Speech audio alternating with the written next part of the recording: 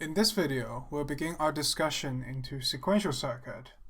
We're first of all going to introduce to you what a sequential circuit is, how does it differ from standard combinational logic circuits, and then we'll discuss how to implement some very basic sequential circuit components, such as the SR latch, notSnotR latch, and D-latch. A quick recap on what we've done so far concerning combinational logic circuits. The fundamental idea of combinational logic circuit is that a circuit, once designed, will take fixed length input and produce fixed length output. Say you design a certain combinational logic circuit that takes m bits of input and produces m bits of output.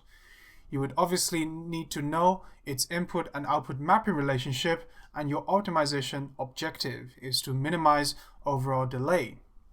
And that is really simple as it is. The combinational logic circuits offer some very impressive features, such as you have a fixed length input and output, so your input will always be m bit and your output is always going to be m bit. Once the circuit is designed, you can't change that. The other thing is, the same input will always give you the same output according to the mapping relationship on the truth table or the Boolean expressions, so on and so forth. And the operations are always simultaneous, optimized to give minimum delay. The problem with combinational logic circuit is also that it only can handle fixed length input, but unable to handle variable length input. Other limitations will include the fact that combinational logic circuit itself cannot store any user inputted information. Consider a modern computer. Your modern computer, you can type over there and provide a lot of information that it can store. A computer would not be a computer that we know of today if it cannot store any user input information. And the other problem also is that it cannot perform multi-step tasks. When you consider most of the stuff you do on a computer, a lot of it actually are multi-steps. Sometimes you need to store information, sometimes you need to retrieve information, and sometimes you need to calculate and then update some of the information inside your storage device. And these will you will not be able to do with a combinational logic circuit. And this is why we need sequential circuit designs. Sequential circuit designs offer solutions to the common problems of combinational logic circuits. A combinational logic circuit, as we have just discussed, cannot handle variable length input. It cannot store information, and it cannot perform multi-step tasks. And there is actually one very simple solution to enable your circuit to do all of this, and the solution itself is storage device. If you have storage devices, you can store partial input. Using partial input, you will be able to handle variable length input. You can process part of the input on step 1, and then step 2, 3, and 4, process the rest of the input. You can use storage devices to obviously store information. You can store partial results and state of your computer. Say we're now doing step 2 of our information, and then you can store that kind of state information inside the storage devices itself. And also with a modern computer, obviously you can write programs for it to execute, which sometimes can take multiple steps. And the storage device can also be used to store such instructions to your, say, CPU unit, so that it can process and perform multi-step tasks. The very important concept of a storage device in a sequential circuit is the fact that the storage unit actually gets updates for every single time steps. Over here, we have an example of a sequential circuit. All of the sequential circuits look roughly like this as well. You have two most important components in a sequential circuit. First of all, you have a combinational circuit. This combinational circuit is designed like any other combinational circuit. And then the second component is the storage unit. The storage unit will provide information to the combinational logic circuit. This could be any information that is currently stored inside the storage unit, be it the partial input, the partial results, and the state, or simply the instructions that you will need to execute. The storage unit will provide this information to the combinational logic circuit, and the combinational logic circuit essentially takes in both the current state inside the storage unit and the input, the original n-bit input. And then they treat both of them as the input to the combinational logic circuit and produces, aside from the standard n-bit output, also the next state, the state t plus 1, which is to be stored inside the storage unit in place of state t. This particular process of updating the internal storage information is called state transition. A bit of further rundown. First of all, inside a sequential circuit, you will have a storage element, which is a particularly designed circuitry designed to store binary information, and that's all a storage element would do. In Lecture 4, we're going to teach you how to design storage elements. The storage element will be in charge of storing something that we usually call as state. The state can refer to a wide variety of information that you can store inside the storage unit. The storage unit itself does not distinguish between the different kinds of state. It just regards all of them as information stored in the storage unit and refer to them in general state. And this can include, say, partial computation results, partial input, instructions, etc. It's also quite important to point out that there are, in general, two different types of sequential circuits: synchronous and asynchronous. Synchronous sequential circuits are circuits that processes signals arriving at discrete instances of time. Remember, in the past, in some of our tutorials in LogicWorks, we've also discussed the concept of a binary clock. A clock unit essentially generates a positive pulse at a constant frequency, say once every 10 nanosecond or microsecond or something like that.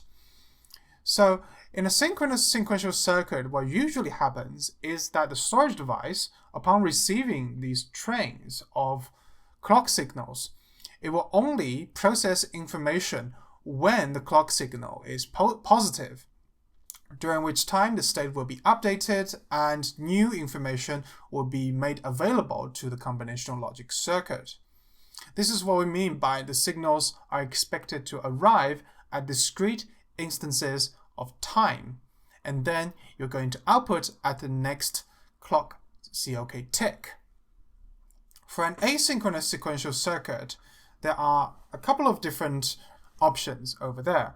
For an asynchronous sequential circuit, signals may arrive at any instances of time and outputs are generated when it's ready.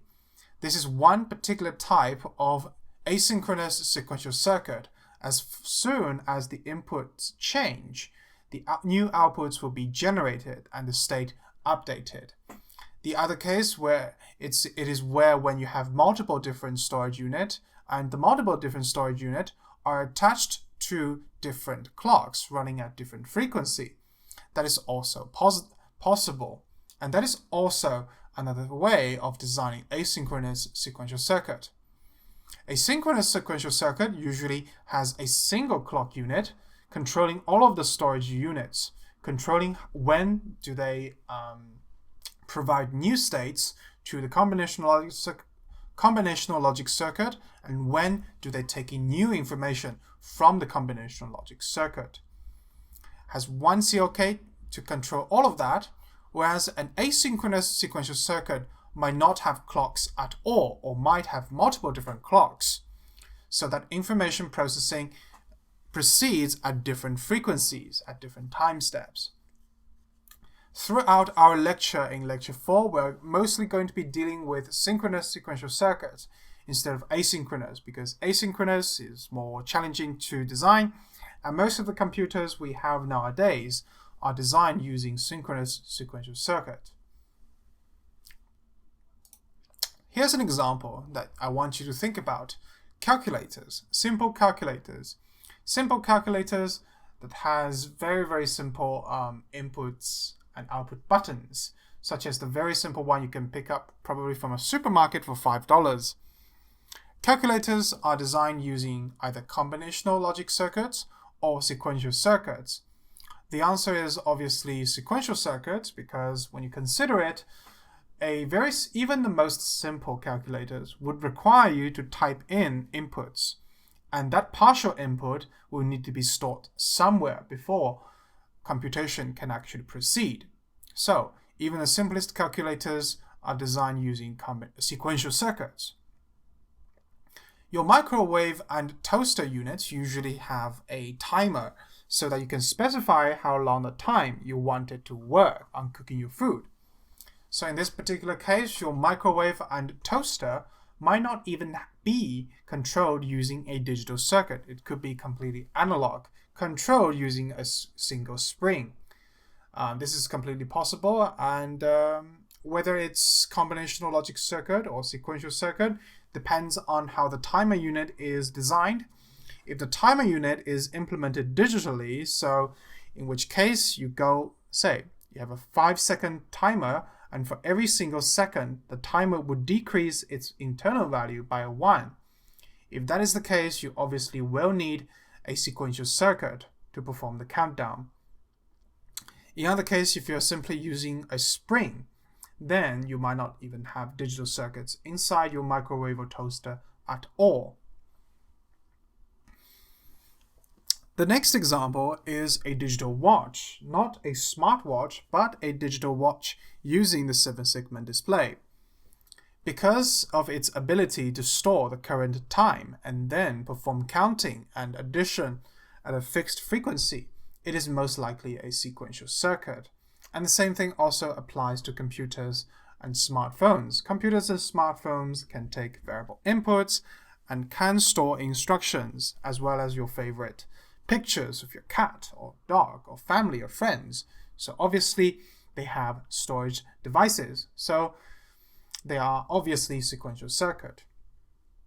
I'm guessing you can start to see the patterns over here to distinguish between a device designed using only combinational logic circuit or sequential circuit. The primary difference is whether it can store partial information or just information in general. If there is a storage unit inside this logical circuit, then yes, it is sequential circuit. If it does not have any sort of storage devices whatsoever, then very likely it is only a combinational circuit. Here's another more complex question. This particular type of calculator, is this designed using asynchronous sequential circuit or synchronous sequential circuit? To be able to answer this particular type of question, whether something is synchronous or asynchronous, you will need to think about what kind of information is stored inside this sequential circuit. What are the states of this calculator? What kind of information is stored inside this particular type of calculator? And I'm just going to give you the very short answer over here. Most of the calculators and digital devices we are going to encounter are synchronous. And the same thing can be said about this particular one. Asynchronous sequential circuit, you usually only encounter them where you have multiple computers working at the same time, say in a computer network where you have multiple clock units on different computers. A single computer can have one clock, but multiple computers will obviously have multiple clocks, and that makes them asynchronous. A single computer usually is synchronous. Here's another example. This is a single unit of a calculator, even though it's a slightly more advanced version of the calculator. Again, the state and the kind of information stored in this calculator will determine ultimately whether this is asynchronous sequential circuit or synchronous sequential circuit. But the short answer is, it is most likely synchronous, because there is absolutely no need for it to have multiple different clocks on the storage devices. So one of them, makes it just a synchronous circuit. That also answers the following questions. Is your laptop, PC, and smartphone using asynchronous or synchronous sequential circuit?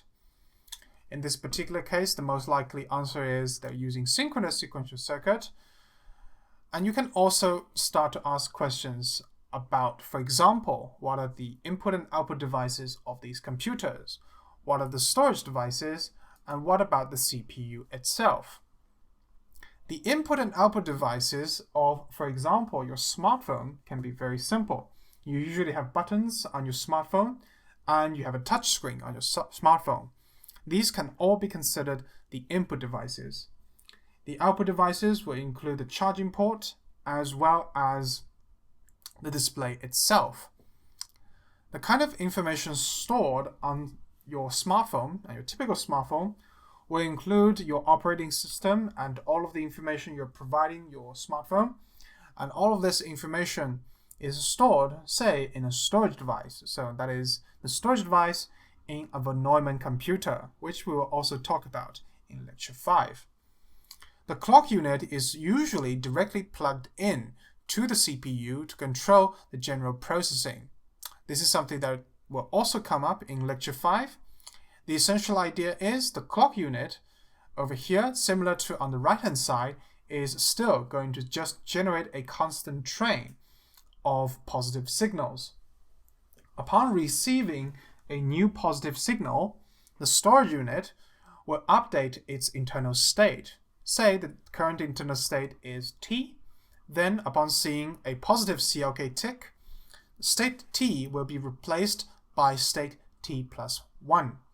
And then, when the clock CLK tick has passed, the storage unit will start outputting state T plus 1. And state T plus 1 combined with the new set of inputs, the combinational logic circuit will generate a new set of outputs and state T plus 2. And then at the next time step, the storage unit will update its internal state to state T sub 2, T plus 2, and then you're going to process the next batch of inputs and outputs. In reality, your CLK tick can go from a constant speed to a variable speed in your state-of-the-art von Neumann computer. The best von Neumann computer CPUs can go all the way to, say, 5 gigahertz processing speed, which is 5 billions of calculations, 5 billions of these CLK ticks every single second. That's how fast a modern computer, a consumer-grade computer, can run. And that is the short introduction to sequential circuit. Again, the entire focus is actually just on storage unit itself. And now let's take a look at some very fundamental components you can design to withhold information. These are called latches first. Before we can dive in to discuss more about latches, we first need to talk about something called stability. Stability concerns stable states. Recall in the past, we discussed that in reality, when you have even the most simple circuits concerning an AND gate, this particular AND gate will take the variable x and y as input and produce x and y on a wire z as output.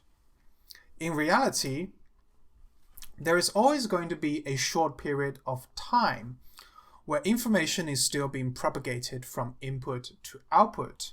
And this is something we call propagation delay.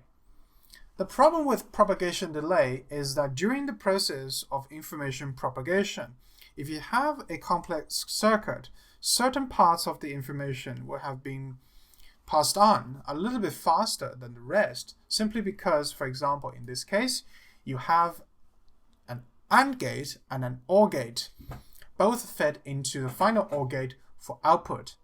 The propagation delay for the AND gate and the propagation delay for the OR gate could be a little bit different. So by the time the AND gate has produced a new output, your OR gate might be still processing it, might be still in the process of processing it to the point where its voltage hasn't changed. So during this short period of time, information propagation might not have reached a satisfactory stage where it would produce the correct output. And temporarily, during the propagation delay between different gates, there is a slight chance that you might see flickers of values going from 1 to 0 and 0 to 1. And this is something we call instability. This is referring to the process during which information is still propagating from input to output, and on the final output side, because of the speed, the different speed of different information propagating through this entire circuit, sometimes it might output incorrect values, and it might even flicker before finally reaching stable state. Once you reach a stable state, information propagation is complete from left to right, and no internal values will change unless the input values are changed again. This short period of time where the values are still changing and your output might produce something incorrect temporarily, this is called a state of instability. And a stable state is the opposite. Information propagation has already been completed from input to output. Unless the input and output changes again, you're not going to see any internal values change. That is a stable state. So, once we know what a stable state is and how information is propagating and during which values could still be changing, we can move on to discuss something called latch. A latch is your very, very basic type of storage element. What latches do is that it will maintain an internal binary state. Usually we call this Q. It will maintain a stable binary state indefinitely as long as your circuit is powered on. The binary state inside can be changed by changing the input set and reset, and that is it. You will be able to modify its internal state by setting the value for input port set and reset, but unless you purposefully do that, the SR latch will be able to retain the value Q indefinitely. What usually happens in a latch design is that it will output Q as the internal state, as well as another output, not Q. So the invert of its internal state.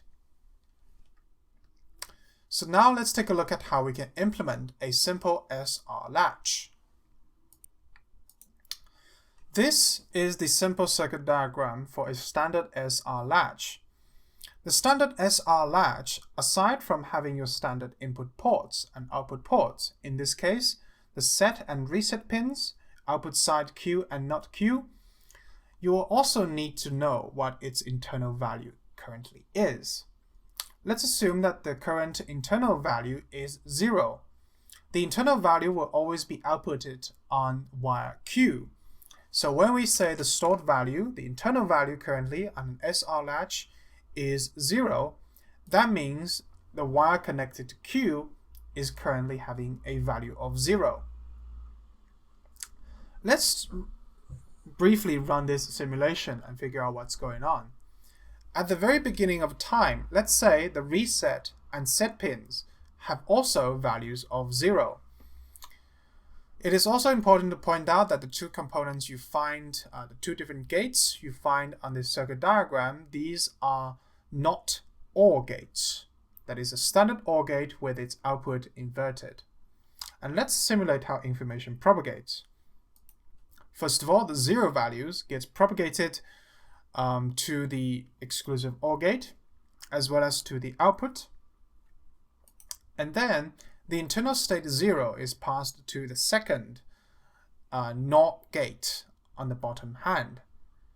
0, not OR 0, will have an output of 1, and the 1 value is passed to not Q. So you can see not Q is indeed equal to the invert of value Q.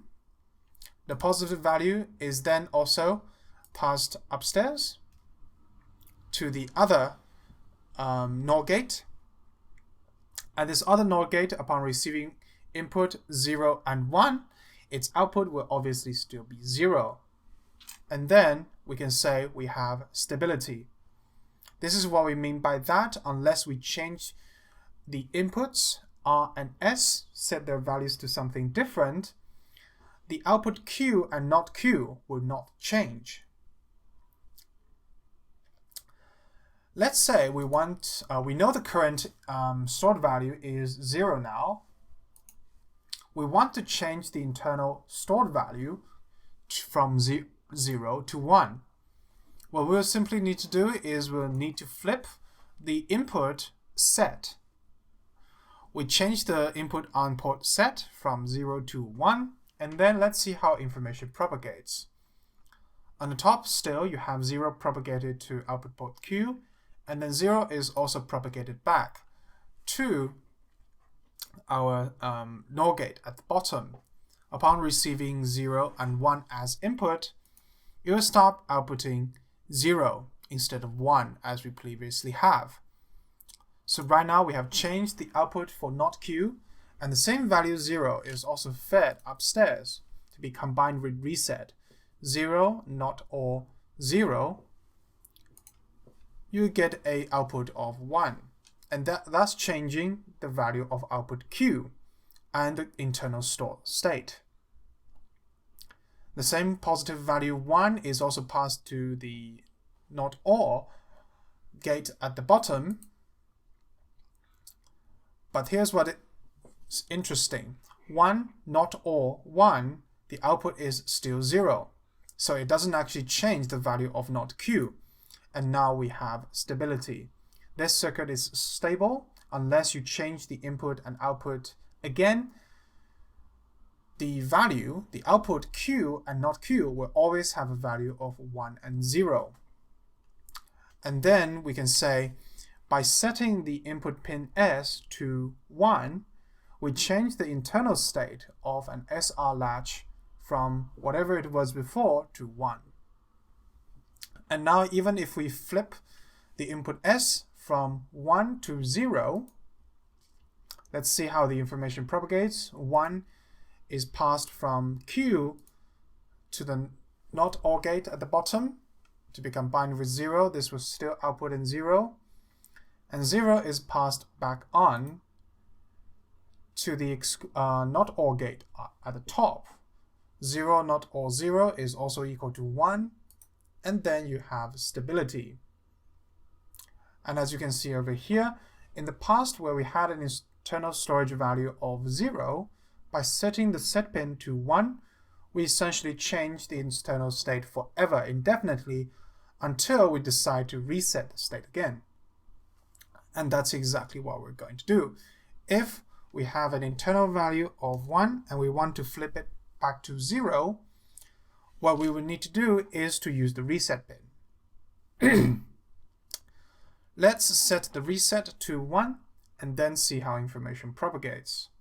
On the top we have Q equals 1 and then passed down to be combined with set 0. This will output a value of 0 as expected, not Q equals 0. But when the 0 value is fed upstairs to be combined with 1, 1 not or 0 will produce an output of 0, thus changing the internal value for Q. The same information is being propagated back to the NOR gate at the bottom. 0 NOR 0 is equal to 1. And then you finally have stability. Further information propagation is completed, and unless you change the value of R and S pin, your SR latch will always be outputting Q equals 0 and not Q equals 1. So let's draw this SR latch inside LogicWorks and then make it into a component. Here we have the standard SR latch implemented inside LogicWorks. When you first finish the diagram drawing process, which includes placing the input on the left-hand side, the output on the right-hand side, and completing the circuit in between, the first thing you will realize is, unlike your standard combinational logic circuit, on the output side, you you only have output X, which means it's in undefined state. The reason behind this is because if you take a look at the reset and set gate, at the very beginning, you don't have a previous value for Q. This leaves the whole circuit in an undefined state. To initialize the state, you can press either the reset or set switch, flip it to 1, and this will assign the storage unit with a new value. After you have assigned the value and you turn the input switch to 0, you can see the value is still going to be outputted on the output port. You can do the same thing with reset. If you switch reset from 0 to 1, the internal value will be reset to 0, and unless you provide a different input, this value will be kept as is. One of the only special cases with the SR latch is when both the set and reset is switched to 1. If you switch both set and reset to 1, one of two things could happen. You could see the output be both zeros, or you could see both outputs be all ones. This is due to the fact that the information propagation from input and output, the output from the both of the NOR gates will be propagated back, and it will always change the output over here. And once this information propagates back to the NOR gate on top, this particular output will also change the one at the bottom. In other words, this particular circuit will never reach the stable state. And what you see at the output over here, 0 and 0, or 1, it's never actually quite only zeros or only ones. It's actually values switching between zeros and ones very, very rapidly. So rapid that you cannot actually see it happening. So this is why when you use a standard SR latch, you either only set the value for reset as 1 or set as 1, but never both. Both of them could be 0 at the same time, which means you do not want to change its internal value, in which case whatever value it has on the output side will keep being outputted without any interference. And it is only when you want to change its internal value where you flip the set and reset switch. Now the next thing we should do is obviously trying to change this particular implementation into a component, which from now on I will leave it to yourself. Aside from the standard SR latch, we also have the notSnotR latch. The notSnotR latch is only different from the SR latch in two different aspects. First of all, it is not implemented with the NOR gate. It is implemented with NAND gates. The second difference is, in the SR latch, if you want to set the value to 1, you would provide a positive signal on the set input pin. On the notSnotR latch, if you want to set the internal value of the latch to 1, you will need to provide a 0 value on the set pin. That's why the set pin is also called a NOT-S pin. And similarly with reset, you need to provide a 0 value to reset the value to 0. You can find these differences being very elegantly illustrated in the table on the right hand side. Here's a demonstration of how the notSnotR latch works. The notSnotR latch, as we discussed before, has two differences when compared to the standard SR latch. The first difference is in its implementation, where we had not OR gates before. In the SR latch implementation, we now have NAND gates, not AND gates. The second thing you'll realize on the left hand side, we used to have set on the bottom and reset on top. Now this is a little bit different. Set, which is not S, is now on top, and reset, which is not R, is now at the bottom. To set the internal value of this latch to 1, you will need to flip the set pin from 1 to 0. This is why it's called a notS port instead of an S port. The not over here denotes that if you want to activate this particular port, you will need to give it a value of 0 instead of the regular 1. Similarly with reset, if you want to reset the internal value of this latch from 1 to 0 or just to 0 in general, you will need to flip the reset pin, the notR pin, from 1 to 0. And just like the SR latch, if you flip both of them to the activated status of 0, your output will either be both 1 or both 0 on Logic Works. This is only because they're actually changing values very rapidly between 0s and 1s. It's so fast that it doesn't get displayed on Logic Works. In reality, if you want to use this particular implementation correctly, you will only provide values of either both 1s or one of them being 1, but never both 0s.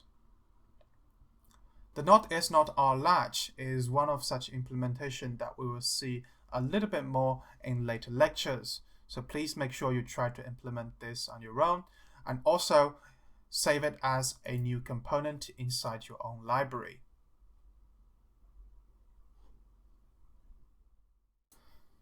The last important latch we want to mention over here is the D latch. The D latch is implemented using the notSnotR latch, as you can see in the red box above.